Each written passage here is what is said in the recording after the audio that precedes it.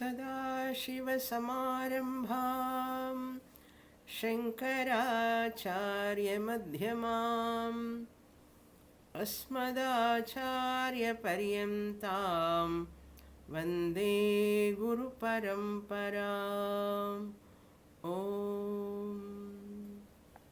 పంచదశి రెండవ అధ్యాయం మహాభూత వివేక ప్రకరణం 84వ శ్లోకం. నిస్తత్వరూపతైవాత్ర మాయాత్వస్య ప్రయోజికా సా శక్తిః కార్యయోస్తుల్యం వ్యక్తా వ్యక్తిత్వభేదినోః.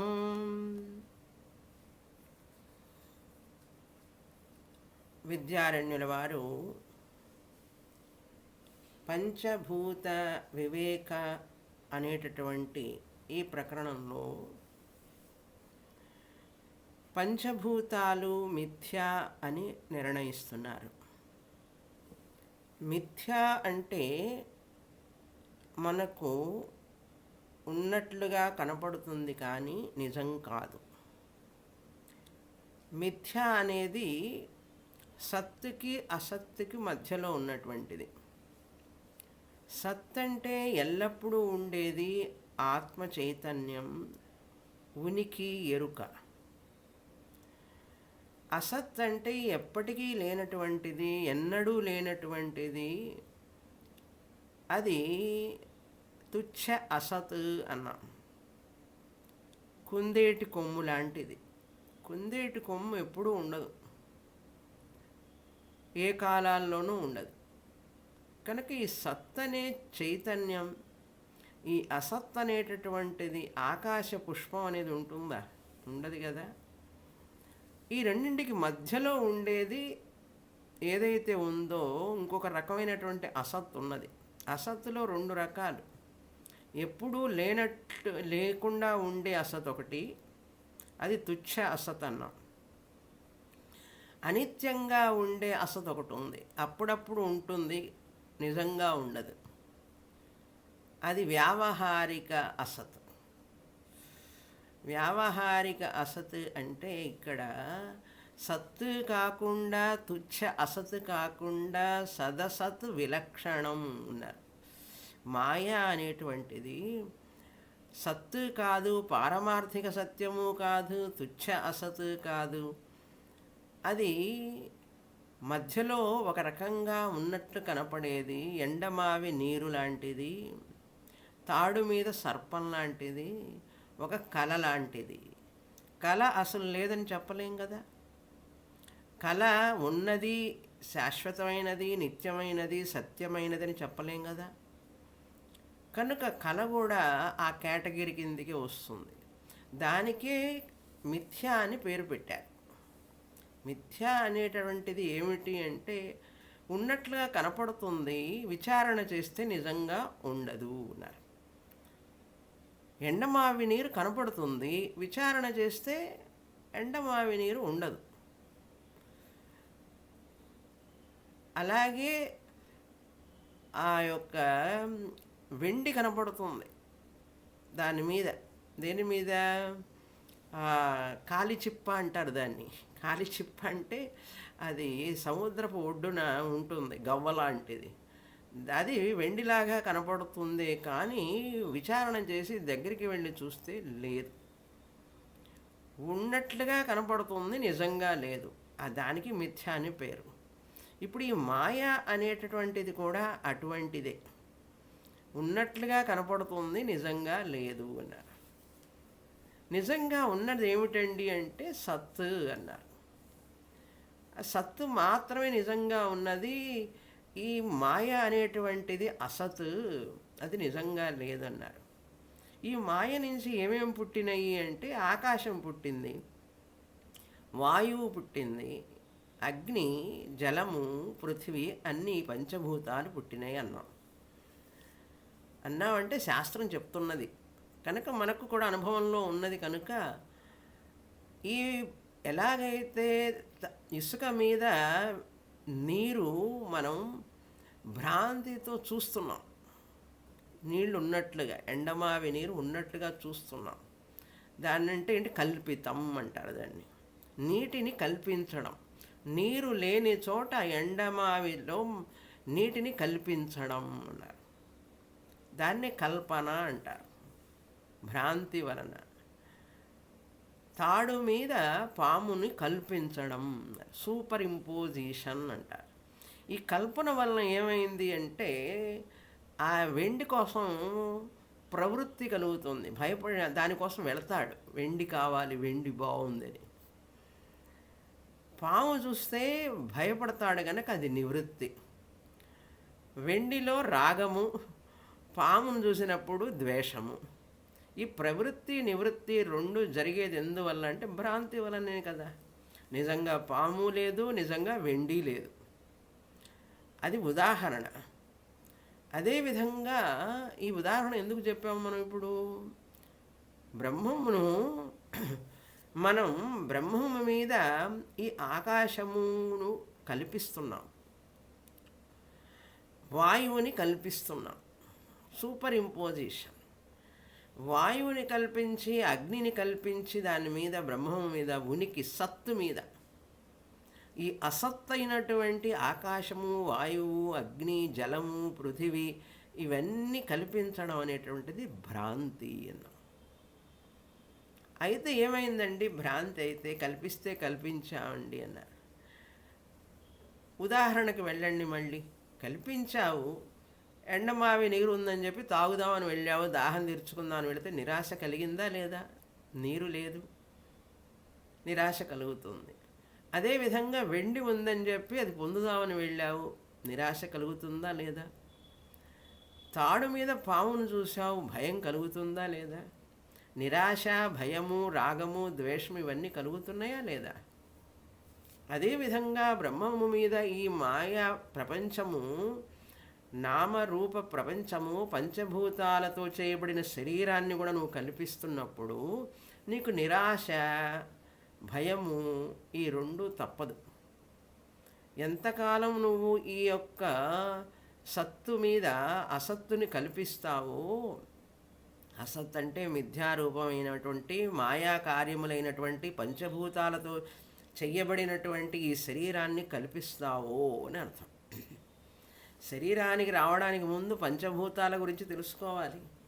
వివేకం అంటే ఏమిటి? ఇక్కడ పంచభూతాల యొక్క స్వరూపం ఏంటి, వాటి జన్మ ఎట్లా జరిగింది, వాటి స్వభావం ఏమిటి, వాటి గుణం ఏమిటి, వాటిలో ఉన్న సత్యత్వం ఎంత అని తెలుసుకోవాలి. ఎందుకంటే శరీరం మిథ్య అంటే ఎవరం ఒప్పుకోం. ఏమిటండి శరీరం మిథ్య అంటారు? పొద్దున్నే లేవగానే ఆకలి అవుతున్నది, మధ్యాహ్నం ఆకలి అవుతుంది, నిద్ర వస్తున్నది, శరీరం మిథ్య అంటారు. ఏమిటంటే ఎవరండి ఒప్పుకుంటారు? ఎవరూ ఒప్పుకోరు. కానీ ఈ పంచభూతాలతో చేయబడిన శరీరం అని చెప్పి తెలుసు. మళ్ళీ శరీరంలో అగ్నితత్వం ఉంది, జలతత్వం ఉంది, పృథివీతత్వం ఉంది, వాయుతత్వం ఉన్నది. ఏమి లేదండి, పంచభూతాలతో చేయబడింది.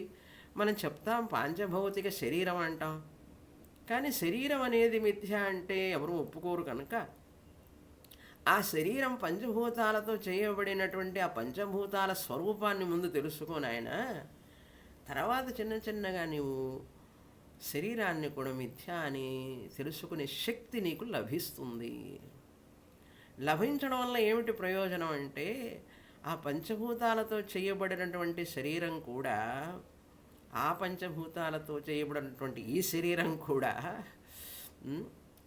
మిథ్య అని తెలిసినప్పుడు దీనిలో కలిగేటటువంటి రాగ, ద్వేషాలు, వ్యాధి, జర, మరణాలన్నీ కూడా మిథ్యగానే తెలుస్తాయి అన్నారు. మిథ్యగా తెలియడం వల్ల ఏమవుతుంది? నీకు భయము ఉండదు, రాగం ఉండదు, ద్వేషం ఉండదు, నీకు భద్రత ఏర్పడుతుంది. అది ప్రయోజనం. అసలు ఈ విషయం తెలుసుకోవాలి ముందు. ఇది తెలుసుకున్నప్పుడు శాస్త్రం మీద అతి ప్రేమ కలుగుతుంది. శాస్త్రం చెప్పేది వినాలి, అర్థం చేసుకోవాలి అనేటటువంటి తీవ్రమైనటువంటి ఇచ్ఛ కలుగుతుంది. ఒక వస్తువు మనం బజార్లో కొంటున్నామంటే దానికి అడ్వర్టైజ్మెంట్ ఇస్తాడు. అడ్వర్టైజ్మెంట్ ఇచ్చి ఆ అడ్వర్టైజ్మెంట్లో ఏం చెప్తాడు, ఇది వాడితే మీకు ఈ ప్రయోజనాలు వస్తాయి, ఈ లాభాలు కలుగుతాయి, అందుకని త్వరగా వాడండి, కొనండి అంటాడు. ఆ ప్రయోజనాలు చూసే కదా కొంటావు, లేకపోతే నీకు దాని మీద ఇష్టమే ఉంటుంది. అదేవిధంగా ఈ పంచదశి చదవడం వలనను, వేరే వేదాంత ప్రకరణ గ్రంథాలు చదవడం వలనో, భగవద్గీత చదవడం వలనో నాకు ఈ ప్రయోజనం ఉన్నది అని ముందు నిర్ధారణ కావాలి. ఈ అనాత్మైనటువంటి ఈ శరీరాన్ని, మనస్సును నేను నిజంగా సత్యంగా భావించి నేను దిగులు, చింత, బాధలో పడుతున్నాను, ఇది కాదని వేదాంతం చెప్తున్నది కనుక దీన్ని నేను అర్థం చేసుకున్నప్పుడు నాకు ఈ బాధలు, కష్టాలు, నష్టాలు, వీటి గురించి దిగులు, చింత అన్నీ పోతాయి కనుక నేను ఇది చదవాలి, అర్థం చేసుకోవాలి అనే నిర్ణయం ఉంటేనే క్లాసులో కూర్చోవాలి. ఆ నిర్ణయంతో కూర్చున్నప్పుడే శాస్త్రం అర్థమవుతుంది. ఎందుకు చదువుతున్నాను నేను అంటే నాలో ఉన్న భ్రాంతి పోవాలి. ఈ శరీరము, మనస్సు అనేటువంటి మిథ్య అనేటువంటి విషయాన్ని నేను తెలుసుకున్నప్పుడు నాలో దిగులు, చింత పోతాయి అని చెప్పి శాస్త్రము నాకు గ్యారంటీ కార్డ్ ఇస్తున్నది. అందుకని అసత్తుని అసత్తుగా తెలుసుకోవాలి, సత్తుని సత్తుగా తెలుసుకోవాలి. అసత్తు అంటే ఏమిటి? నిజం కాని దాన్ని నిజం కాదని తెలుసుకోవాలి, నిజమైన దాన్ని నిజమైన దాన్నిగా తెలుసుకోవాలి. అలా తెలుసుకోకుండా నిజం కాని దాన్ని నిజంగా అనుకుంటే అది భ్రాంతి కదా. దానివల్ల నిరుత్సాహము, భయము, ద్వేషము, రాగము అన్నీ ఏర్పడతాయి కదా, కష్టాలు వస్తాయి కదా. మరి కష్టాలు పోవాలండి అంటాడు. కష్టాలు ఎట్లా పోతాయి? ఉన్నదాన్ని, సత్యాన్ని సత్యంగా చూడటం నేర్చుకో, అసత్యాన్ని అసత్యంగా చూడటం నేర్చుకోవాలి. ఒకటిగా చూస్తూ ఉంటే నీకు సుఖమే ఉంటుంది. సుఖం ఎట్లా వస్తుంది? సుఖం కోరుకోవడం అందరికీ సహజమే, కానీ దాన్ని పొందే విధానం, వివేకత ఎంతమందికి ఉన్నది? శాస్త్రంలో చదివేటప్పుడు నేను ఈ విషయం కోసమై నేను చదువుతున్నాను అని గురువు చెప్తున్నప్పుడు దాని మీద మనసు పెట్టాలి. మనం అది గ్రహించడానికి ప్రయత్నం చెయ్యాలి అని చెప్పి విద్యారణ్యుల వారు మనకి ఇక్కడ ఆకాశం గురించి మిథ్యాత్వం చెప్పారు. ఎలా చెప్పారు? మాయ అనేటువంటిది సత్తు బ్రహ్మం మీద ఆధారపడి ఉన్నది. సత్తు అంటే ఎరుక, ఉనికి లేకుండా మాయ లేదు. మాయ అనేటువంటిది బ్రహ్మం మీద ఆధారపడింది. ఈ మాయలో పాదోస్య విశ్వాభూతాని త్రిపాదస్య అమృతం దివి అని చెప్పి విన్నాం. దశంగుళం అన్నాం.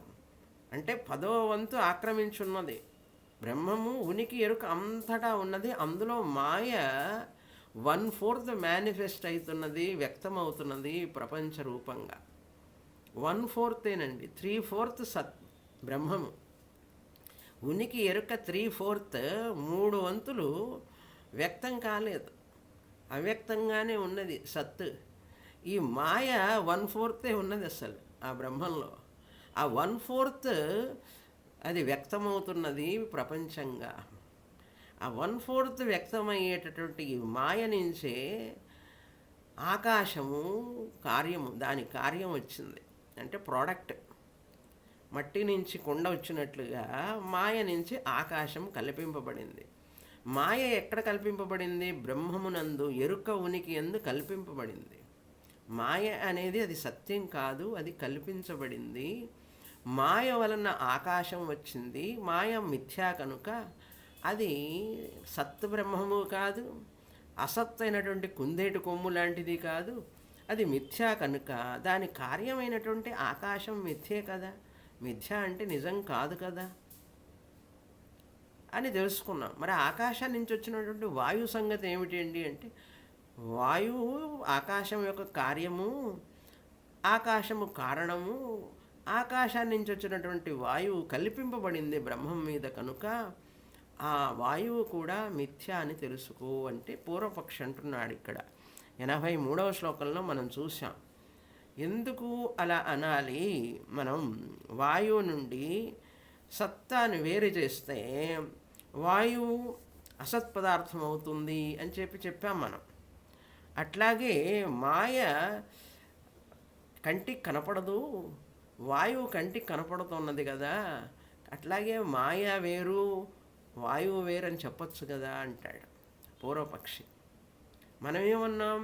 వాయువు మాయ కంటే వేరు కాదు. వాయువు కారణం, ఆకాశం కారణం. ఆకాశం మాయ నుంచి వచ్చింది కనుక మాయ అనేటువంటిది ఇంద్రియ వేద్యం కాదు. వాయువు మనకు స్పర్శ తెలుస్తున్నది కదా. ఇంద్రియ వేద్యం అంటే ఏమిటి? స్పర్శ ఇంద్రియానికి తెలుస్తున్నటువంటిది కదా అంటాడు ఆయన.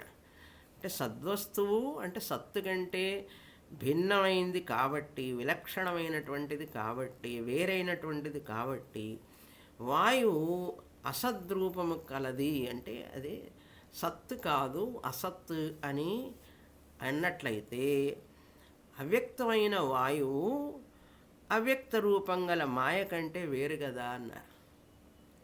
అంటే ఈ అవ్యక్తం అంటే కంటికి కనపడకుండా ఉండడం. మాయ కంటికి కనపడదు కదా. వ్యక్తంగా ఎట్లా ఉన్నదంటే వాయు రూపంలో ఉన్నది. దానికంటే విలక్షణంగా ఉన్నందున వాయువును మిథ్యారూపం కలది అని ఎందుకు అనాలి? వాయువు మిథ్య అని ఎందుకు అనాలి? ఇది వ్యక్తంగా తెలుస్తున్నది, మాయ తెలియడం లేదు అని అంటే విద్యారణ్యుల వారు ఏం చెప్పారు 84వ శ్లోకంలో? వాయువు అసత్ లేక మాయామయం అనడానికి కారణం అవ్యక్తంగా ఉండడం కాదు. మాయ అవ్యక్తము, వాయువు వ్యక్తంగా ఉన్నదనేది కాదు కారణం. మరి ఏమిటి కారణం అంటే నిస్తత్వం. నిస్తత్వం అంటే సత్తు లేకుండా ఉండటం, మిథ్యాత్వం అని అర్థం. మిథ్యాత్వమే కారణం అని చెప్తున్నారు. ఆ నిస్తత్వం అవడం వలన, మిథ్యాత్వం అవడం వలన వాయువు అసత్తు అంటారు. వాయువుని అసత్ అంటారు. మాయాత్వస్య ప్రయోజిక అంటే ఆ నిస్తత్వ రూపం అనేటటువంటిది, మిథ్యారూపం అనేటటువంటిది వ్యక్తావ్యక్త భేదాల వల్ల కాదు. మాయ అవ్యక్తం, వాయువు వ్యక్తం, ఆ భేదం వల్ల కాదు. అది మాయ యొక్క కార్యం అవ్వడం వలన వాయువు, ఈ రెండింటికి మిథ్యాత్వం సమానమే. వాయువుకి మాయకి మిథ్యాత్వం సమానం. ఎందుకంటే కారణగుణా కార్యే అనువర్తంతే. మాయ కారణం. వాయువుకి ఆకాశము తండ్రి లాంటిదైతే మాయ ఏమవుతుంది? తాత లాంటి వాడు, గ్రాండ్ ఫాదర్. అలా అనమాట. అంటే మాయ నుంచి డైరెక్ట్గా రాలే వాయువు. మాయ నుంచి ఆకాశం వస్తే ఆకాశం నుంచి వాయువు వచ్చింది కనుక వాయువు మిథ్యే అవుతుంది. ఎందుకంటే మాయాతత్వం ఆకాశంలో ఉంది, ఆకాశంలో మిథ్యాత్వం ఉంది. ఆకాశం కారణం వాయువు కనుక వాయువు కూడా మిథ్యాత్వ రూపమే, నిస్తత్వ రూపం. అంటే దాని స్వతంత్రమైనటువంటి సత్తా లేనటువంటి రూపం. అవ్యక్తమైన మాయయందు దాని యొక్క వ్యక్తంగా ఉండే కార్యాలు, ఆకాశము, వాయు, అగ్ని, ఇవన్నీ వాటి కార్యాలు. వాయువు మొదలైనటువంటి వాటి ఎందు కూడా ఆ యొక్క కారణ గుణాలు కార్యంలో ఉంటాయి. తండ్రి గుణాలు పిల్లవాడికి ఉన్నట్లుగానే తల్లిదండ్రి గుణాలు పిల్లవాడికి ఉంటాయి కదా, పిల్లలకు ఉంటాయి కదా. ఎక్కడికి పోతాయి? అదే రక్తం, అదే జీన్స్. అట్లాగే ఇక్కడ కూడా మాయ యందు అవ్యక్త రూపత్వం, దాని కార్యాలు వ్యక్త రూపం. ఆకాశ, వాయు, అగ్ని అని వ్యక్త రూపాలు. అంతే. మట్టి, కుండ, మట్టి. మట్టి అనేది అవ్యక్త రూపం, కుండ అనేటువంటిది వ్యక్త రూపం. అంటే కంటికి కనపడుతూ ఉంది కుండ ఆకారంలో. కుండ ఎంతో భాగం ఆక్రమించింది, మట్టి ఎంతో ఉంది. పృథివీ అంతా మట్టి, కానీ కుండలు అంతటా ఉన్నాయి. మన చేతిలో ఉన్న కుండ అది ఒక భాగం, ఒక పార్ట్, ఒక డాట్ లాంటిది. అదేవిధంగా ఈ యొక్క వ్యక్తావ్యక్తాలు కాదు కారణం. దాని కార్యాలయందు తత్వశూన్యత ఉంటుంది. అంటే నిజంగా దానికి తత్వం అంటే ఏమిటి? సత్యత్వం ఉండదు. అంటే స్వతంత్ర సత్తా లేదు. అవన్నీ ఉనికిని తీసుకున్నాయి, సత్తు నుంచి ఉనికిని తీసుకున్నాయి. ఎక్కడండి తీసుకున్నాయి? కనపడటం లేదే తీసుకున్నట్లంటే మాయ ఉన్నది, ఆకాశం ఉన్నది, వాయువు ఉన్నది. ఆ ఉన్నది అనే పదం ఎక్కడి నుంచి వచ్చింది? ఎవరిచ్చారు? సత్తు ఇచ్చింది. ఆ ఉనికి అనేటటువంటిది సద్బ్రహ్మము ఇస్తున్నది. చైతన్యము, కాన్షియస్నెస్ అంటారు, అది ఇస్తున్నది అనేది మనకు తెలుస్తుంది. కనుక తత్వశూన్యత అనేటువంటిది అంటే సత్యత్వం లేకపోవడం అనేటటువంటి మాయయందు, దాని కార్యాలయందు. కార్యాలయం అంటే ఏమిటి? ఈ కార్యాలయం కాదు, ఆఫీసు కాదు. కార్యం అంటే ప్రోడక్ట్స్, వాటి నుండి ఉత్పత్తి అయినటువంటి జన్మించినటువంటి ఆకాశము, వాయువు, ఇవన్నీ కూడా వ్యక్త భేదాలు ఎందుకు కలుగుతున్నాయి అని అంటే, అట్లాంటి సందేహం కనుక వస్తే ఈ వ్యక్తాలు ఎందుకు వస్తున్నాయి అండి అంటే, తర్వాత చెప్పబోయే దాంట్లో అవన్నీ వ్యక్తమా అది అవ్యక్తమా అని దానివల్ల ఏం ప్రయోజనం నీకు నాయనా అని చెప్పి హేళన చేస్తున్నారు పూర్వపక్షిని. ఎట్లాగైతే జనం భగవద్గీత చదివేటప్పుడు పాంచజన్యం ఋషికేశం దేవదత్తం ధనంజయ అని అంటే, ధర్మక్షేత్రే కురుక్షేత్రే నాసతో విద్యతే భావ అని ఆత్మతత్వాన్ని తెలుసుకోవడం బదులుగా జనానికి ఎక్కడ ఇంట్రెస్ట్ అంటే, ఏమండి పాండవుల యొక్క శంఖాన్ని గురించి చెప్పారు భగవద్గీతలో, ఘటోద్గజుడి శంఖం పేరేంటండి అని అడుగుతాడు. భగవద్గీత మోక్షశాస్త్రం జ్ఞానాన్ని పొందడానికి ఇచ్చినటువంటిది అయితే నీకు ఘటోద్గజుడి శంఖం మీద ఎందుకు ఆరాటం చెప్పండి, అడుగుతుంటారు జనం. అసలు విషయాన్ని వదిలిపెట్టి ఏమిటో ఏమిటంటారు ఆ ప్రశ్నలు, ఏదో ఉంది తెలుగులో ఒక పదం జ్ఞాపకం రావట్లే, వెర్రి ప్రశ్నలు అట్లాంటివి వేస్తుంటారు జనం. ఎందుకంటే బుద్ధి స్థూలంగా ఉంటుంది, సూక్ష్మంగా ఉంటే సూక్ష్మమైన ప్రశ్నలు వస్తాయి. భగవద్గీతలో నీకు ఘటోద్గజుడి శంఖం గురించి ఎందుకు ఆలోచన అంటే ఏమిటో అటుపోతుంది బుద్ధి. ఇక్కడ పూర్వపక్షికి కూడా అంతే. అది వ్యక్తమా ఇది అవ్యక్తమా ఈ భేదాల గురించి నీకు ఎందుకు, వాటిని పట్టించుకోవాకు అని చెప్పి అంటున్నాడు. తర్వాత శ్లోకం చూస్తాం. ఇంతవరకు సా శక్తి కార్యయోస్తుల్యా అన్నారు. అంటే ఈ కార్యం అనేటటువంటిది ఇప్పుడు 84వ శ్లోకంలో నేను క్రిందటి అంటే 2 వారాల గ్యాప్ వచ్చింది కనుక అత్ర అంటే మనం వాయువు గురించి తెలుసుకుంటున్నాం. ఇప్పుడు ఈ వాయు విషయం చెప్పినప్పుడు నిస్తత్వ రూపత ఏవ, ఇది కూడా స్వతంత్ర సత్తా లేనటువంటిది. నిస్తత్వం అంటే మిథ్యా అని అర్థం. మాయాత్వస్య అంటే మాయామయాత్మకత్వమునకు అంటే మాయామయమైనటువంటి ప్రయోజనం అట్టి అసద్రూపత్వము. మాయా అసత్, మిథ్య, అది తీసుకోవాలి కానీ నువ్వు వ్యక్తాల గురించి నీకెందుకు. వ్యక్తిత్వ భేదినోహో, వ్యక్తిత్వ భేదినోహో అంటే ఇంద్రియములకు కనపడటం వ్యక్తం, ఇంద్రియాలకు కనపడకపోతే అవ్యక్తం. ఆ ఇంద్రియాలకు గోచరమయ్యేటటువంటిది, కనపడేటటువంటిది, కనపడనటువంటి ఎందు స్వల్ప భేదం అంటే కొంచెం భేదం. భేదినో అంటే స్వల్ప భేదం మాత్రం ఉంటుంది. శక్తి కార్యయోహో, మట్టికి కుండకి కొంచెం తేడా ఉంటుందా ఉండదా? కుండకి షేప్ ఉంది, మట్టికి షేపు లేదు, ఉంటుంది తేడా. ఎప్పుడు కారణానికి కార్యానికి, బంగారానికి ఆభరణానికి తేడా ఉందా లేదా? కొంచెం ఉంటుంది. అట్లాగే ఇక్కడ కూడా శక్తి కార్యయోహం అంటే శక్తి అంటే కారణం, మాయాశక్తి, దాని కార్యాలైనటువంటి భూత పంచకాలు ఉన్నాయి కదా, ఆకాశ వాయు అగ్ని ఆపహ పృథివీ. కార్యయోహో కార్యములకు పంచభూతాలకు తుల్య సమానమే. ఏమిటి అది సమానం అంటే వాయువు మాయ కంటే వేరు కాదు. ఏమండి, ఆభరణం బంగారం కంటే వేరవుతుందా? కుండ మట్టి కంటే వేరవుతుందా? అలాగే వాయువు మాయ కంటే వేరు కాదు. అది విషయం ఇక్కడ. కనుక అది కూడా మాయా కార్యమే. మాయా కార్యమే కనుక అది ఇది వేరు కాదు అని అర్థం. ఏది వేరు కాదంటే మాయా వాయు వేరు కాదు. మాయే వాయువుగా పేరు పొందింది, మాయే ఆకాశంగా. నిజంగా చెప్పాలంటే బ్రహ్మమే, ఉనికే ఉనికి మాయగా, ఆకాశంగా, వాయువుగా. ఎలా అండి అలా చెప్తారంటే, మాయ ఉన్నది, ఆకాశం ఉన్నది, వాయువు ఉన్నది. ఉన్న ఆకాశాన్ని గురించే మాట్లాడుతున్నారు, లేని ఆకాశం గురించి అంటే ఉన్న ఆకాశం గురించే మాట్లాడుతున్నామండి. ఉన్న వాయువు గురించి మాట్లాడుతున్నారా, లేని వాయువు గురించి మాట్లాడుతున్నారా? ఉన్న వాయువు గురించే మాట్లాడుతున్నామండి. ఆ ఉన్నది అనేది ఎవరు? సత్బ్రహ్మం. ఆ ఉనికి తీసేస్తే లేని మాయ గురించి ఎవరండి మాట్లాడతారు?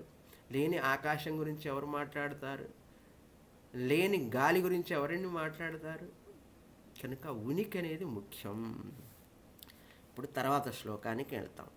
ఏంటి మాయ అనేటువంటిది తత్కార్యాలైనటువంటి ఆ కార్యములైనటువంటి వాయువు వీటన్నిటికి కూడా అవాంతర భేదం ఉంటే ఉండని, దాని గురించి ఎందుకు అంత ఆలోచిస్తావు అని చెప్పి చెప్తున్నారు. ఇప్పుడు 85వ శ్లోకంలో అసద్ వివేకం కదా మన యొక్క తాత్పర్యం హియర్. ఏది నిజం, ఏది నిజం కాదు. బ్రహ్మము నిజం, వాయువు, ఆకాశం ఇవన్నీ కూడా నిజం కాదు. అసత్ అని అర్థం. కానవు ఇదంతా అప్రస్తుతం. అప్రస్తుతం అంటే ఏమిటి?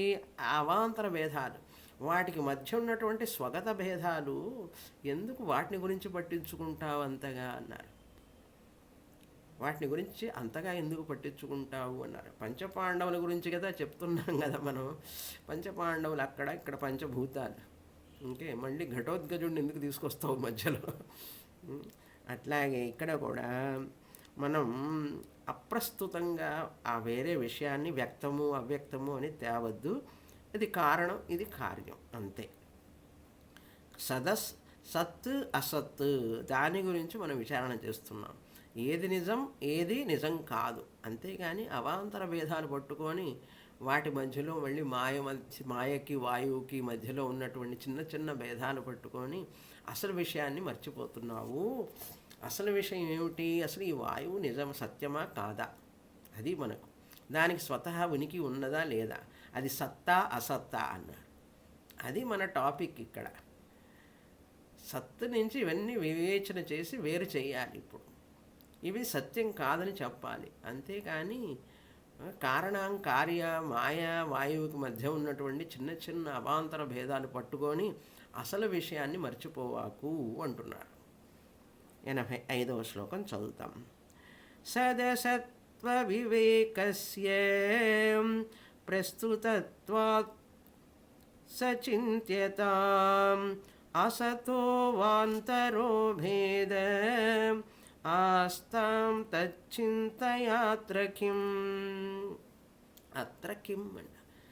ఎందుకు నువ్వు ఇక్కడ ఈ విషయాన్ని గురించి అంత అత్త క్రిమ్ అంటే ఏంటి ప్రయోజనం? కిం ప్రయోజనం అని అర్థం. అత్ర కిం ఆక్షేపార్థే కిం. ఏం ప్రయోజనం లేదు నాయన, నువ్వు అనవసరమైన వాటి గురించి డిస్కషన్ చేస్తున్నావు. మాట్లాడేటప్పుడు కూడా చాలామంది అసందర్భంగా మాట్లాడుతుంటారు. సందర్భమే ఉండదు అసలు. కాంటెక్స్ట్ లేనటువంటి విషయాన్ని తీసుకొచ్చి ఏదో పెద్దగా మాట్లాడుతుంటారు. అవతల వాడికి వింటున్నాడా లేదా అని కూడా ఆలోచించరు. అసందర్భ ప్రలాపి అంటుంటారు. అట్లాగే పూర్వపక్షి అసందర్భ ప్రలాపం ఎందుకయ్యా చేస్తావు అంటున్నారు విద్యారణ్యుల వారు. సత్ అసత్వ వివేకస్య ప్రస్తుతత్వాత్. మొదటి లైన్ చూడండి. సత్ అసత్ సదసత్వ వివేకస్య.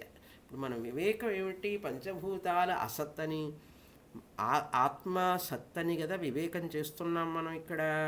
ప్రస్తుతత్వాత్ అంటే ఈ ప్రకరణం, ప్రస్తుత ప్రకరణం విచారణ విషయం అదే కదా. కనుక సహా చింత్యతాం, అదే మనం ఆలోచించాలి, అదే విచారింపబడాలి మన చేత. అంతేకాని అసతః అసత్పదార్థమునకు దాని కార్యాలకు అసతః అవాంతరో భేద. అసత్పదార్థములకు ఉన్నటువంటి మాయా అసత్, వాయువు అసత్. ఈ అసత్ పదార్థాలు కార్యాలు కారణానికి మధ్యన అంటే వాయువాదులకు వాయువు జలము, అగ్ని, వీటికి మధ్యలో ఆకాశానికి మధ్యలో ఉన్నటువంటి అవాంతర భేదాలు అంటే వాటికి మధ్యలో భేదాలు ఉంటే అది కాదు మన విషయం ఇక్కడ. వాటికి అంటారు, వాటికి మధ్యలో భేదం ఉంటుంది. ఉం? ఆ, ఎట్లాగైతే దేశం ఉంది, రాష్ట్రం, దేశము ఒక స్టేట్, ప్రాంతము. దేశానికి ప్రాంతానికి సెంట్రల్ గవర్నమెంట్, స్టేట్ గవర్నమెంట్లో మళ్ళీ డిస్ట్రిక్ట్స్, ఇంటర్నల్ డిఫరెన్సెస్ ఉంటాయి. కనుక సెంట్రల్ గవర్నమెంట్కి స్టేట్ గవర్నమెంట్కి మనం మాట్లాడుతున్నప్పుడు నువ్వు స్టేట్ గవర్నమెంట్లో ఉన్న ఇంటర్నల్ డిఫరెన్సెస్ మాట్లాడకూడదు. We are talking about the central government సత్, స్టేట్ గవర్నమెంట్ అసత్ అన్నారు. అది డిస్కషన్లో ఉంది. కానీ స్టేట్ గవర్నమెంట్లో ఉన్నటువంటి లోపల ఇంటర్నల్ డిస్ట్రిక్ట్ డిఫరెన్సెస్ కాదు కదా టాపిక్ ఇక్కడ. అట్లాగే సత్ అనేది సెంట్రల్ గవర్నమెంట్ లాంటిది, అసత్ అనేది స్టేట్ గవర్నమెంట్. స్టేట్ గవర్నమెంట్ ఎక్కడుందండి? స్టేట్ ఎక్కడుంది కంట్రీ లేకుండా? తమిళనాడు, ఆంధ్ర, తెలంగాణ ఎక్కడున్నాయి? భారతదేశంలో ఉన్నాయి. భారతదేశంలో ఉన్నాయి కనుక మనం భారతదేశం లేకుండా తెలంగాణ లేదు, ఆంధ్ర లేదు, తమిళనాడు లేదు కదా. కనుక ఈ ప్రాంతాలన్నీ కూడా దేశం లోపల ఉన్నాయి, అది ముఖ్యం. అదేవిధంగా ఆకాశము, వాయువు అనేటువంటి ప్రాంతాలు లాంటివి, స్టేట్స్ అంటారు. ఆత్మ ఉనికి ఎరుక అనేది భారతదేశం లాంటిది. అందులో ఉన్నాయి ఇవి, పేర్లు పెట్టారే కానీ అంతా భారతదేశమే, అంతా సత్తే. అట్లా అనమాట. బాగుంది ఉదాహరణ, సడన్గా వచ్చింది ఏదో, బాగుంది, నాకు నచ్చింది ఉదాహరణ. ఓకే, అయితే ఏంటి ఇప్పుడు అంటే చింత్యతాం అంటే దాన్ని విచారణ చెయ్యాలి. అసత అంటే అసత్ పదార్థానికి కార్యాలైనటువంటి, అంటే దాని కార్యాలు ఏమిటి? వాయువు, జలము, అగ్ని, ఇవన్నీ కూడా వాటికి మధ్యలో అవాంతర అంటే ఏంటి? వాటికి మధ్యలో భేద, అవాంతర భేదము. ఆస్తాం ఉంటే ఉండనివయ్యా అంటున్నారు విద్యారణ్యుల వారు. ఆస్తాం ఉంటే ఉండని. తచ్చింతయ ఆ చింతన చేయడం వలన, అంటే ఆ అవాంతర భేదాల గురించి డిస్కస్ చేయడం వలన, ఘటోద్గజుడి శంఖము పేరేమిటి అనేది చింతన చేయడం వల్ల నీకేంటి ప్రయోజనం? కృష్ణ పరమాత్మ ఏం చెప్పాడు అర్జునుడికి, ఏమి ఆత్మబోధ చేశాడు, అది కదా ముఖ్యం. ఘటోద్గజుడి శంఖం పేరు మనకు అక్కర్లేదు, ఆయన శంఖం పేరు ఏదైతే మనకేమిటి పుణ్యమా పురుషార్థమా అన్న తెలిస్తే తెలుస్తుంది, లేకపోతే లేదు, ఏమిటి ప్రయోజనం? అట్లాగే ఇక్కడ కూడా తచ్చింతయ అంటే ఆ అవాంతర భేదాలు చింతన చేయడం వలన, ఆలోచించడం వలన, ఆ విచారణ చేయడం వలన అత్ర కిం ప్రయోజనం, ఇక్కడ ఏంటి మనకు ప్రయోజనం? అత్ర కిం అంటే ఇక్కడ ఏమిటి మనకు ప్రయోజనం అంటే ఏం ప్రయోజనం లేదు, ఊరికి అనవసరంగా టైం వేస్ట్ చేసుకోవాకు, నేను ఇంకా అగ్ని గురించి చెప్పాలి, జలం గురించి చెప్పాలి అని చెప్పి విద్యారణ్యుల వారు ముందుకు వెళ్ళిపోతున్నారు విషయాన్ని గురించి. తర్వాత 86వ శ్లోకం. సద్వస్తు బ్రహ్మశిష్టోంశః వాయుర్మిథ్యా యథా వియత్ వాసయిత్వా చిరం వాయోః మిథ్యాత్వం మరుతం త్యజేత్. ఇప్పుడు మనం ఒక్కొక్క దాన్ని నిష్కర్ష చేయాలి. నిష్కర్ష అంటే వదిలిపెట్టడం. త్యజేత్ అన్నారు, వదిలిపెట్టు అన్నాడు. వదిలిపెట్టడం అంటే ఏమిటి అంటే అది సత్యము కాదని తెలుసుకోవడం, మిథ్యాత్వ నిర్ణయం అని అర్థం. త్యజేత్ దేన్ని? మరుతం అంటే గాలి లేక వాయువు, మరుతం గాలిని వదిలిపెట్టు అన్నారు. ఎలా? మిథ్యాత్వంతో. వాయోహ మిథ్యాత్వం, వాయువు మిథ్యా అని నిర్ణయించాలి. ఎట్లాగైతే ఆకాశాన్ని నిర్ణయించావో సద్వస్తు వాయువు అస్తి అన్నారు. వాయువు ఉన్నది అనే చోట ఆ సద్వస్తు అస్థి అనే దాని చేత చెప్పబడుతున్నది కదా, సత్తా మాత్రము. ఏమండి గాలి ఉన్నదా అండి అని అడుగుతాం. అండి గాలి ఉన్నదా అంటే మన శరీరంలోనే గాలి ఉన్నదా లేదా? దానికి ఒక పెద్ద ప్రత్యేక పరికరం పెట్టాడు దేవుడు లోపల. ఏమిటి పరికరం? ఊపిరితిత్తులు. ఊపిరితిత్తులు ఏం చేస్తున్నాయంటే గాలిని ఆక్సిజన్ని ఉంచుకొని లోపల కార్బన్ డైఆక్సైడ్ని వదులుతున్నాయి ఊపిరితిత్తులు. ఆక్సిజన్ కార్బన్ డైఆక్సైడ్ ఏమిటండి? అవన్నీ కూడా గాలే కదా, ప్రాణవాయువు. ఆక్సిజన్ ప్రాణవాయువు. ఆ ప్రాణవాయువుతోనే బతుకుతున్నాం మనం. ప్రాణవాయువు ఉండబట్టే నేను మాట్లాడుతున్నాను, ప్రాణవాయువు ఉండబట్టే మీరు వింటున్నారు. ఆ సంగతి మనకు గుర్తుండదు. సోమవారం వచ్చింది, మంగళవారం వచ్చింది, బుధవారం వచ్చింది, 1వ తారీఖు వచ్చింది, 2వ తారీఖు వచ్చింది, ఇట్లా సెలబ్రేట్ చేసుకుంటూ కూర్చుంటాం మనం. సంక్రాంతి వస్తుంది, అరిసెలు చేసుకుంటాం, పులిహోర చేసుకుంటాం, తిన్నామంటాం. ప్రాణవాయువు ఉన్నదిరా నాయన నీ లోపల.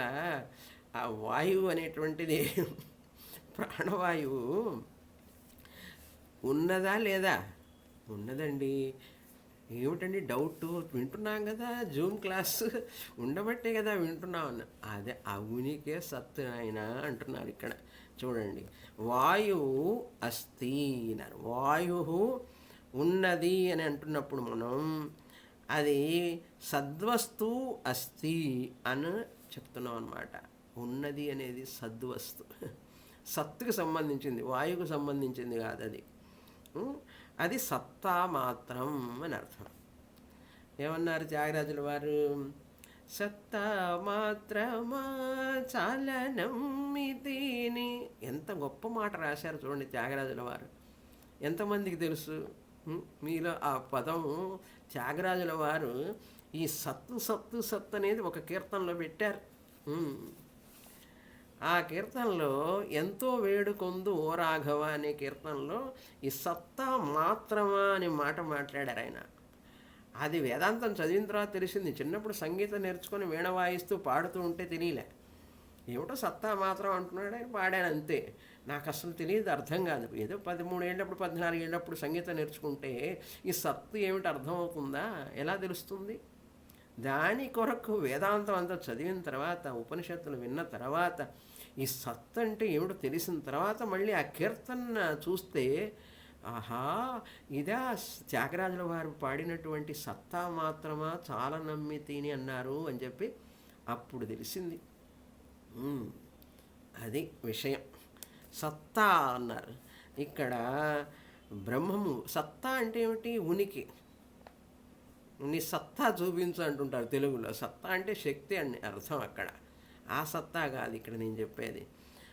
బ్రహ్మము అనేది అర్థం. బ్రహ్మ శిష్ట అంశ. అది సత్ అనేది బ్రహ్మం. బ్రహ్మమని మనం చెప్తున్నాం.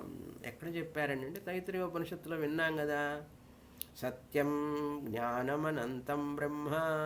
అక్కడ సత్యం అంటే ఏమిటి? సత్యాన్ని పలకడం కాదు. అక్కడ సత్యం అంటే తైత్రీయోపనిషత్తులో విన్న వాళ్ళకి అర్థమవుతుంది. తైత్రీయోపనిషత్తు వెబ్సైట్లో ఉంది, వినకపోతే వినండి. 2వ వల్లిలో బ్రహ్మానంద వల్లిలో బ్రహ్మ లక్షణాన్ని చెప్తున్నప్పుడు స్వరూప లక్షణం సత్యం జ్ఞానం అనంతం బ్రహ్మ. అక్కడ సత్యం అనే చెప్పబడింది తైత్రీయోపనిషత్తులో ఉనికి అని అర్థం. ఆ ఉనికినే ఇక్కడ బ్రహ్మము అని చెప్పాం మనం. సత్ వస్తు బ్రహ్మ అన్నారు. ఆ సత్ ఉనికి అనేటువంటిది బ్రహ్మమనియు. శిష్ట అంశ అన్నారు. మిగిలిన భాగాలు ఏమైతే ఉన్నాయో, శిష్ట అంటే మిగిలినటువంటి భాగాహారం చేస్తే కింద మిగులుతుంది చూసారా, అట్లా అనమాట. మిగిలినటువంటి భాగము వాయువు. వాయువు యొక్క ధర్మాలు. వాయు మిథ్యా యథా వియత్. వాయువు యొక్క ధర్మిగా చెప్పబడుచున్న ప్రత్యేకాంశము అని అర్థం. అంశము అంటే ప్రత్యేకాంశము అంటే ఏమిటి? ఇక్కడ బ్రహ్మము సత్, ఆకాశం మాయ ఉన్నది, ఆకాశం ఉన్నది, వాయువు ఉన్నది అనేటువంటివన్నీ అంశాలు. అంశాలంటే 1/10, 10వ అంశం అని అర్థం. ఈ అంశాలు యథా వియత్, ఎలాగైతే ఆకాశం ఎట్లా మిథ్యానో, అసత్యమైనది కనుక వాయో యథా వియత్ తథా వాయు అపి మిథ్యా. ఏ విధంగా ఆకాశం మిథ్యో, ఎందుకంటే మాయా కార్యత్వాత్ మాయ మిథ్య కనుక, దాని కార్యం మిథ్య కనుక ఆకాశం నుంచి వచ్చినటువంటి వాయువు మిథ్య. ఎక్కడ చెప్పారండి? మళ్ళీ తైత్రీయోపనిషత్తుకి వెళ్ళాలి.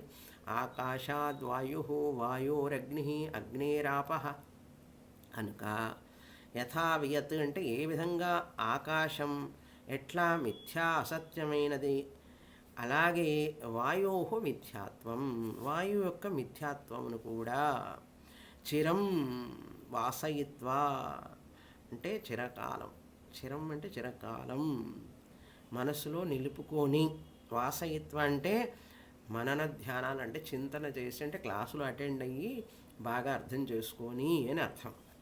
చిరం వాసయిత్వ అంటే సోమవారం పంచదశి క్లాసు విన్న దాన్ని మళ్ళీ మర్చిపోకుండా కాసేపు మననం చేసుకొని దాన్ని గుర్తు చేసుకొని ఆయన వచ్చే వారానికి మళ్ళీ రెడీగా ఉండు క్లాసుకి అని అర్థం. అది అక్కడ వాసయిత్వ అంటే నీ బుద్ధి అందు దాన్ని నిలిపి అని అర్థం. బుద్ధిలో నిలపాలి కదా, రిటెన్షన్ పవర్ ఉండాలి. ఈ చెవులో విని ఈ చెవులో వదిలిపెట్టే వాళ్ళకి జ్ఞానం ఎట్లా వస్తుంది? రాదుగా. ఈ చెవులో విన్న తర్వాత దాని లోపల బాగా ఉంచుకోవాలి, మనిషి లోపల మనసులో దాన్ని అర్థం చేసుకోవాలి. అట్లా అనమాట. మరుతం త్యజేత్, ఆకాశాన్ని మిథ్యాత్వం చేసినట్లుగానే వాయువుని కూడా అసత్యమని త్యజేత్ అంటే త్రోసివేయాలి, అంటే డస్ట్బిన్లో వెయ్యి అని అర్థం. డస్ట్బిన్లో ఎట్లా వేస్తామంటే అది సత్యం కాదని తెలుసుకో అంతే.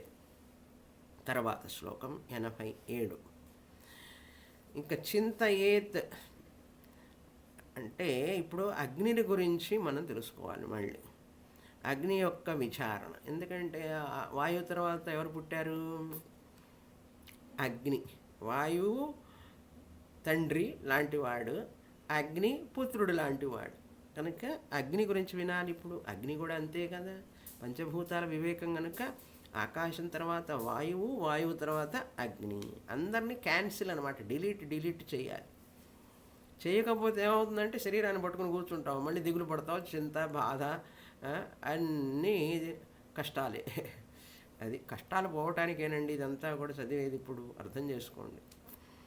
చింతయేధ్వన్నిమప్యేవం మరుతో న్యూనవర్తినం బ్రహ్మాండావరణేష్వేష న్యూనాధిక విచారణ.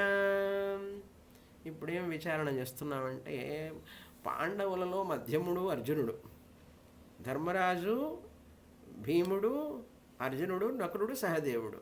ఇటిద్దరు మధ్యలో అర్జునుడు, పాండవ మధ్యముడు అంటాడు. అట్లాగే అగ్ని కూడా పంచభూతాలలో మధ్యముడు. అగ్ని ఇక్కడేం చెప్తాను? న్యూన అధికం అంటే ఎవరు ఎక్కువ వ్యాపించి ఉంటారు, ఎవరు తక్కువ వ్యాపించి ఉంటారు అనేది. న్యూన అంటే తక్కువ, అధికం అంటే ఎక్కువ. ఎవరికి ఎక్కువ గుణాలు ఉంటాయో వాళ్ళు తక్కువగా వ్యాపించి ఉంటారు, ఎవరికి తక్కువ గుణాలు ఉంటాయో వాళ్ళు ఎక్కువగా వ్యాపించి ఉంటారు. ఆకాశానికి ఒకటే శబ్దగుణం, అది ఎక్కువగా వ్యాపించి ఉంటుంది. ఆకాశం ఉన్నంత చోటల్లా అగ్ని లేదు కదా. వాయువులో 2 గుణాలు ఉన్నాయి కనుక అది ఆకాశం కంటే అల్పవ్యాపి. వాయువు తర్వాత అగ్నికి 3 గుణాలు ఉన్నాయి, శబ్ద స్పర్శ రూప కనుక అగ్ని ఆ రెండిటికంటే కూడా అల్పవ్యాపి, న్యూనవ్యాపి అని అర్థం. అవి అధికంగా వ్యాపించి ఉంటాయి. ఎవరికైతే ఉదాహరణకి ఎవరికైతే బాగా డబ్బులు ధనం ఎక్కువగా ఉంటుందో వాళ్ళు అల్పవ్యాపులు. ఇప్పుడు సన్యాసి సాధువులకి ఏం ఉండదు, ధనం ఉండదు, ఆస్తులు పాస్తులు బంగళాలు ఇవన్నీ ఉండవు. వాళ్ళు అధిక వ్యాపులు, అంటే అంతటా దేశం మొత్తం ఎక్కడ పోయినా వాళ్ళు గౌరవిస్తారు, వాళ్ళందరికీ తెలుస్తారు. ఏమీ లేనివాడు అందరికీ తెలుస్తున్నాడు, అన్నీ ఉన్నవాడు ఎవడికి తెలియడు. అట్లాగే ఇక్కడ కూడా ఎక్కువ గుణాలు ఉన్నటువంటి అగ్ని న్యూన వ్యాపి, తక్కువగా వ్యాపించి ఉంటుంది అంటున్నారు. అది విషయం ఇక్కడ. మరుత న్యూనవర్తినం అంటే మరుత అంటే వాయువు కంటే, గాలి కంటే తక్కువదగు, న్యూనవర్తి అంటే తక్కువైనటువంటి, వన్నిం అపి అగ్నిని కూర్చి కూడా, నువ్వు అగ్నిని గురించి కూడా అదేవిధంగా ఏవం చింతయేత్, ఎలాగైతే వాయువును ఆకాశాన్ని విచారణ చేశావో అదేవిధంగా ఈ విచారణ చెయ్యి అంటున్నారు. ఏమని? బ్రహ్మాండ ఆవరణేషు, బ్రహ్మాండం అంటే ఈ యొక్క సృష్టి, ఆవరణములు పంచభూతాలు, పంచభూతాలు కప్పబడి ఉన్నాయి. పంచభూతాలు కప్పేసిన ఈ ప్రపంచ బ్రహ్మాండాన్ని అంతా కూడా, అంతటా ఏముందండి అన్నాడు. ఆకాశము, చోటు, స్థలం, ఎక్కడ పట్టినా చోటు చోటు చోటు ఉంటుంది. చూడండి ఆకాశం. తర్వాత గాలి, అంతటా గాలి అండి, ఎక్కడ పట్టినా గాలి ఉంటుంది. ఆ గాలి అనేది కూడా వ్యాపించి ఉంటుంది. ఈ బ్రహ్మాండం అంతా ఆవరించి ఉన్నాయి. బ్రహ్మాండ ఆవరణేషు అంటే ఈ పంచభూతాలు ఆవరించి ఉన్నాయి. నీళ్లు ఉన్నాయి చూడండి, ఆ నీళ్ళల్లో విద్యుత్ ఉంటుంది, ఆవరించి ఉన్నది. ఈ బ్రహ్మాండం అంతా కూడా ఈ పంచభూతాలు వాటి ఎందలి అంటే వాటి యందు, ఆవరణములైనటువంటి పంచభూతముల యందు అని అర్థం. ఎలా తెలుసు అంటే ఇక్కడ పంచమి విభక్తిలో ఉంది. బ్రహ్మాండ ఆవరణేషు, బ్రహ్మాండాన్ని ఆవరించినటువంటి పంచభూతముల యందు, ఏషా న్యూన అధిక విచారణ, ఈ విధమైనటువంటి హెచ్చు తగ్గులు. న్యూన అధిక అంటే హెచ్చు తగ్గులు అంటాం తెలుగులో. అధికం అంటే హెచ్చు, న్యూనం అంటే తగ్గుదల. ఈ గురించినటువంటి విచారణ, విచారణ అంటే ఏషా, ముందు చెప్పబడుతున్నటువంటి విచారణ జరుగుతున్నది అన్నారు. విచారణ చెయ్యబడబోతున్నది అని అర్థం. ఏషా ఎలా అంటే 88వ శ్లోకం. అంటే వాయువు పంచభూతాల యొక్క తక్కువ హెచ్చు తగ్గుల విచారణం చేయబడుతున్నది ఇప్పుడు అని అర్థం. వాయోర్దశాంశతో న్యూనః వర్నిర్వాయౌ ప్రకల్పితః పురాణోక్తం తారతమ్యం దశాంశైర్భూతపంచకే. పురాణ ఉక్తం అన్నారు. పురాణంలో చెప్పబడిందిట ఇది. విద్యారణ్యులు వారు చెప్తున్నారు, ఇది నా సొంత సాహిత్యం కాదు, పురాణంలో కూడా చెప్పబడింది అని. ఎక్కడ చెప్పబడింది పురాణంలో అంటే విష్ణు పురాణంలో, భాగవత పురాణంలో చెప్పబడింది.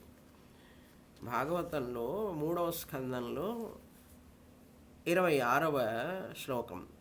ఏకదండం విశేషాఖ్యం క్రమ వృద్ధిర్ దశోత్తరైః తోయాధిభిః పరివృతం ప్రధానేనావృతం బహిః అని చెప్పబోతున్నారు. ఇప్పుడు అంటే అగ్ని గురించి చెబుతూ అగ్ని, జలం ఇవన్నీ కూడా తక్కువ వ్యాపించి ఉన్నాయి అని చెప్తున్నాయి పురాణాల్లో కూడా. పురాణోక్తం ఏమని చెప్పింది? తారతమ్యం, హెచ్చు తగ్గులు. తారతమ్యం అంటే హెచ్చు తగ్గులు. దశాంశైర్భూత పంచకే అంటే వన్హి, చూడండి మొదటి లైన్లో వన్హిర్వాయౌ అని ఉంది. వన్హి అంటే అగ్ని, అగ్నికి మరొక పేరు వన్ని. అగ్ని అంటే తెలుసు కదా, నిప్పు. వాయోహో, వాయువు కంటే, దశ అంశతః అన్నారు. వాయోహో దశ అంశతః అంటే 10 వంతులు, 10 వంతు చే అంటే న్యూనః చిన్నది అయినటువంటి వాయువునందు. అగ్ని వాయువు కంటే న్యూనం అంటే ప్రకల్పిత, మాయచే కల్పించబడింది. ప్రకల్పిత, మాయచే కల్పించబడింది. భూత పంచకే, పంచభూతముల యందు దశాంశై ఒకదానికంటే మరొకటి 10 అంశాలు తారతమ్యం ఉంటుంది. అంటే ఆకాశం కంటే వాయువు 10 అంశాలు తక్కువ, అగ్ని వాయువు కంటే 10 అంశాలు తక్కువ, అలాగే జలము అగ్ని కంటే 10 అంశాలు తక్కువ, భూమి జలం కంటే 10 అంశాలు తక్కువ. అది దశాంశై, ఒకదానికంటే మరొకటి 10 అంశములు హెచ్చు తగ్గులు ఉంటుంది అని అర్థం. తారతమ్యం పురాణంలో చెప్పబడింది అని అర్థం. ఏమని చెప్పబడింది తర్వాత చెప్తున్నారు ఇంకా అంటే ఇప్పుడు అగ్ని గురించి చెప్తున్నారు. అగ్ని ఎలా తక్కువ వ్యాపించి ఉన్నది అనే విషయం మనం ఆకాశం వాయువు చదివినట్లుగానే అగ్ని గురించి చదవాలి. ఇప్పుడు వన్నిరుష్ణ ప్రకాశాత్మా పూర్వానుగతిరత్ర చ అస్తి వన్నిస్సవనిస్తత్వః శబ్దవాన్ స్పర్శవానపి. చాలా తేలిగ్గానే చదివేటప్పుడే అర్థమవుతుంది మీకు. వన్నిః ఉష్ణః, వన్నిరుష్ణః ఇంది శ్లోకంలో, ఎందుకంటే ఆ విసర్గ రేఫంగా మారుతుంది. వన్నిః అగ్ని, ఉష్ణః ప్రకాశాత్మ. అగ్నికి 2 గుణాలు ఉన్నాయి, వేడి వెలుగు. ప్రకాశం అంటే వెలుగు. అగ్ని వెలుగునిస్తుంది కదా. ఈ రోజుల్లో వెలుగు ఎక్కడ చూస్తాం, అందరం గ్యాస్ స్టవ్ లైటర్లు పెట్టి వెలిగించుకుంటున్నాం. దానివల్ల వెలుగు తెలియదు మనకు. ఇంట్లో ఏదైనా కుంపటి పొయ్యి ఉంటే, పెద్ద పొయ్యి ఇంట్లో అమ్మ వెనకటి రోజుల్లో అంటే కట్టె పుల్లలు పెట్టి వండితే అగ్ని కనపడేది. ఇప్పుడు అగ్ని అన్ని చూడాలంటే కష్టం, ఎక్కడ దొరకదు మనకు. ఎక్కడన్నా హోమాలు చేసేటప్పుడు అగ్ని కనపడుతుంది. అంటే దానికి ఏముంటుంది, వెలుగు ఉంటుంది. పోనీ దీపం వెలిగించామనుకోండి, ఇంట్లో వెలుగు ఉన్నదా లేదా దానికి? అక్కడ వేడి ఉంటుందా ఉండదా? ఉంటుంది. అది ఉష్ణ అంటే వేడి, ప్రకాశాత్మ అంటే వెలుగు. ఇది దాని స్వభావం, అగ్ని యొక్క స్వభావం. ఆత్మ అంటే ఇక్కడ స్వభావం, సచ్చిదానంద ఆత్మ కాదు, స్వభావము అని అర్థం. దాని యొక్క నేచర్, దాని యొక్క స్వభావం ఆత్మ అంటే. పూర్వానుగతిరత్ర చ. పూర్వానుగతి అంటే ఏంటి? పూర్వ కారణ గుణాలు కూడా ఉంటాయి వీటిట్లో. అగ్నికి ముందు ఎవరున్నారు? వాయువు. వాయువుకు ముందు ఆకాశం. ఆకాశానికి ముందు మాయ. మాయకు ముందు సత్. సత్తుకు ముందు అడగకూడదు, సత్తే అప్పుడు ఉంటుంది కనుక వాటి గుణాలు కూడా వీటికి సంక్రమిస్తాయి. అనుగతి అంటే సంక్రమించడం. దీంట్లో కూడా కారణగుణా కార్యే అనువర్తంతే అన్నాం కదా. అనుగతి అత్ర వన్నియందు, అగ్నియందు ఉన్నాయి. ఏమేమిటి అగ్ని యందు ఉన్నాయి? అగ్నికి వేడి ఉన్నది, వెలుగు ఉన్నది. ఈ 2 కాకుండా తండ్రి గుణాలు, తాత గుణాలు, ముత్తాత గుణాలు అన్నీ వస్తాయి. వీడంతా వాడు ముత్తాతేనండి అంటాడు. ముత్తాతనే చూడలేదు కానీ వినికిడి, ఆయన అట్లా ఉండేవాడు అంటాడు. అట్లాగే ఇక్కడ కూడా అగ్నికి అస్థి ఉన్నదా లేదా? ఉన్నది. అగ్ని ఉన్నది. ఆ ఉనికి అనేది ఎవరిది అంటే బ్రహ్మం. బ్రహ్మం యొక్క అస్తిత్వము అగ్నికి వచ్చింది. అస్థి వహ్ని, అగ్ని ఉన్నది. అంతేకాదు సహ నిస్తత్వ, ఆ అగ్ని నిస్తత్వం అంటే దానిని సత్తు నుంచి వేరు చేస్తే ఏమవుతుంది?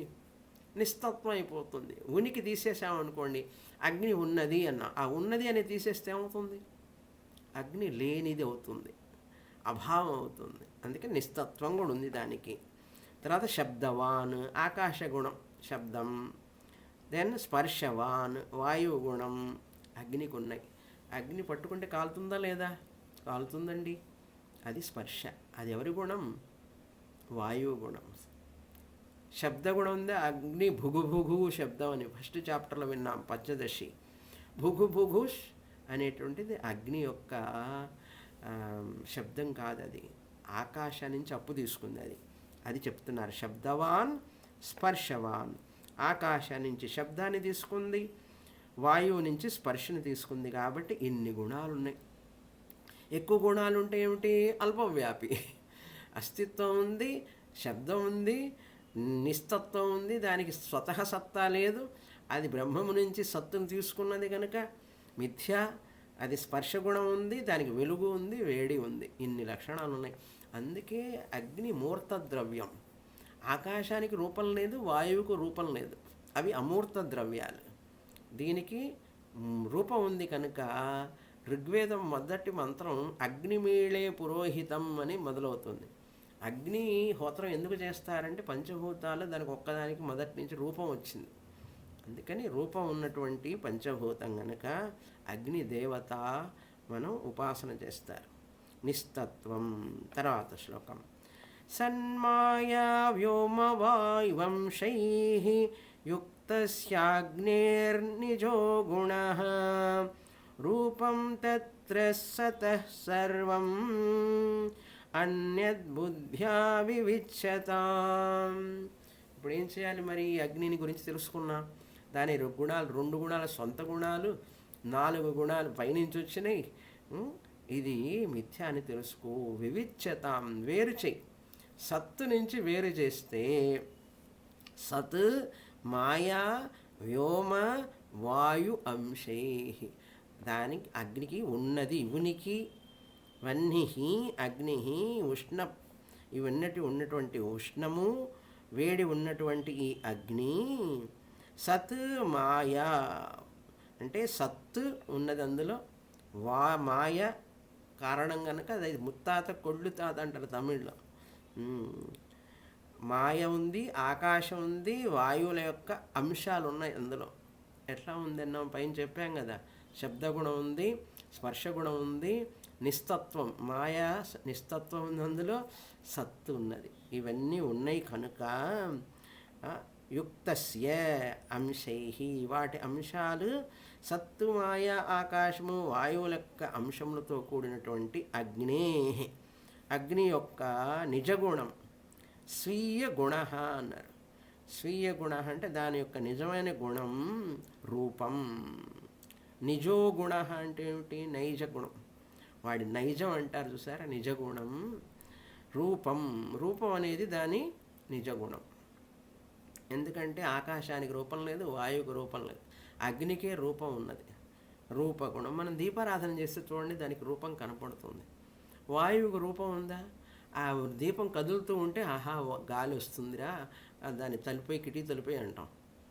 అంతేగాని ఆ కాళహస్తిలో చూసారా, ఆ దీపం వెలిగేటప్పుడు కాళహస్తికి వాయులింగం అక్కడ. వాయులింగం అంటే ఏమిటి? ఆ దీపం కదిలితే వాయువు ఉన్నట్టు మనకు తెలుస్తుంది. రూపం తత్ర, ఆ గుణములు, ఆ విషయము సతహ, ఆ గుణములన్నింటినీ కూడా అధిష్టానమైనటువంటి సద్వస్తు స్వరూపము నుంచి వేరు చెయ్యి. సర్వం అన్యత్, మిగిలిన గుణాలన్నిటినీ కూడా బుద్ధ్యా వివిచ్యత, సత్తుని తీసేసి మాయా శబ్దగుణం, స్పర్శగుణం, రూపగుణం ఇవన్నీ కూడా మిథ్యా అని తెలుసుకో అంటున్నారు. తర్వాత శ్లోకం. ఇప్పుడు అగ్ని మిథ్యాత్వ నిశ్చయం అయిపోయింది, సత్తుని తీసేస్తే అంతా మిథ్యే. మరి జలం సంగతి ఏమిటండి? వాటర్ అన్నారు. జలము చదువుతాం. 91వ శ్లోకం. సతో వివేచితే వహ్నౌ మిథ్యాత్వే సతి వాసితే ఆపో దశాంశతో న్యూన కల్పిత ఇది చింతయేత్. ఇప్పుడేం చేయాలి? సతహ అని జలతత్వమును మనకు చెప్తున్నారు. సతహ వివేచితే వహ్నౌ, సత్తు నుంచి అగ్నిని వేరు చేసి చూసినప్పుడు ఏమైంది? అగ్ని మిథ్యాత్వ నిశ్చయం జరిగింది. మిథ్యాత్వ నిశ్చయం అయిపోయిన తర్వాత చేసావా లేదా? చేసిన తర్వాతనే నీకు అర్థం, నీటి గురించి అర్థమవుతుంది. ఆపో దశాంశతో, మిథ్యాత్వ వాసితే అంటే మిథ్యా అని తెలుసుకున్న తర్వాత, వాసితే సతి అప్పుడు అగ్ని యొక్క మిథ్యాత్వ రూపము అర్థం చేసుకున్నప్పుడు నీ వృద్ధిలో దృఢంగా ఆపహ జలము దశ అంశత అగ్నిలో 10వ భాగం, 10 అంశాలే ఉన్నది. ఇది 10వ వంతు మాత్రమే. న్యూన తక్కువగా కల్పింపబడింది, మాయ చేత కల్పింపబడినట్లుగానే చింతయేత్ చింతన చెయ్యి. వివరాలు వచ్చే వారం చూస్తాం. ఓం పూర్ణమదః పూర్ణమిదం పూర్ణాత్ పూర్ణముదచ్యతే పూర్ణస్య పూర్ణమాదాయ పూర్ణమేవావశిష్యతే. ఓం శాంతి శాంతి శాంతి. హరి ఓం. శ్రీ గురుభ్యో నమః. హరి ఓం.